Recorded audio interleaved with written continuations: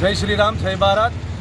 కాశ్మీర్ పహల్గామ్లో జరిగినటువంటి ఏదైతే సంఘటన ఉన్నదో ఇది చాలా తీవ్రంగా ఖండించదగ్గటువంటి చర్య. ఎందుకంటే ఈరోజు దాన్ని పురస్కరించుకునే ఇక్కడ భీమ్గల్లో విశ్వ హిందూ పరిషత్ తరఫున బంద్ అనేది జరపడం జరిగింది. ఈ బంద్లో అందరూ కూడా సహకరించడం జరిగింది. కారణం ఏదైతే ఉన్నదో అక్కడ కావాలని మతపరంగా విచక్షణారహితంగా కాల్పులు జరిపి ఒక మతం వారిని చంపడం ఏదైతే ఉన్నదో ఇది చాలా ఖండించదగినటువంటి చర్య. దీన్ని సహేతుకం ప్రపంచమంతా ఖండిస్తున్నది. ఈరోజు ఒక హిందూ సమాజమే కాదు, భారతదేశంలో ఉన్నటువంటి అన్ని వర్ణాలు, అన్ని వర్గాలు, అన్ని పార్టీలు కూడా సమూహంగా ఖండిస్తున్నాయి. చాలా ఇది గొప్ప విషయం. ఎందుకంటే ఐక్యత ఏదైతే ఉన్నదో ఈ భారతదేశంలో ఇలాంటిది ఎప్పుడు మనకు అగుపించాల్సిన అవసరం ఎంతైనా ఉన్నది. ఇది ఈ విధంగా జరగడం ఏదైతే ఉన్నదో ఇక ముందు ఉపేక్షించేది లేదు.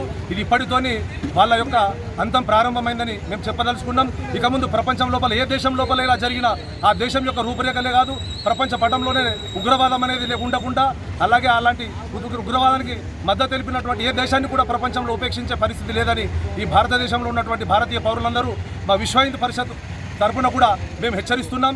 దాన్ని ఖచ్చితంగా వాళ్ళ పట్ల ఏదైతే ఉన్నదో కఠిన వైఖరి ఉంటుంది.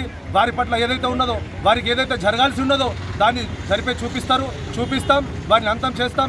ప్రపంచం లోపల ఒక పెద్ద హెచ్చరిక కూడా మా ద్వారా జారీ చేయడం జరుగుతున్నది. ఈ దేశం ప్రభుత్వం కూడా కంకణం కట్టుకొని ఉన్నది. వాళ్ళు అర్థం చేసుకోవాల్సింది ఒకటే, ఈరోజు మేము సహనంగా ఉన్నామని మీరు రెచ్చిపోవడం ఏదైతే ఉన్నదో ఇది మాకు ఒక గుణపాఠం లాగా అనిపిస్తున్నది. దీన్ని మేము ఆసరగా తీసుకొని ఇక ముందు ఏది జరిగినా 1కి 10 రెట్లుగా మిమ్మల్ని అంతం చేయడానికి ఇక్కడ సిద్ధంగా ఉన్నాం. అది గుర్తుపెట్టుకోవాలని మా తరపున మేము హెచ్చరిస్తున్నాం. మా అందరి తరపున మేము మీ అందరికీ ఒక గుణపాఠంగా మేము చెప్పదలుచుకున్నాం. జై హింద్, జై భారత్.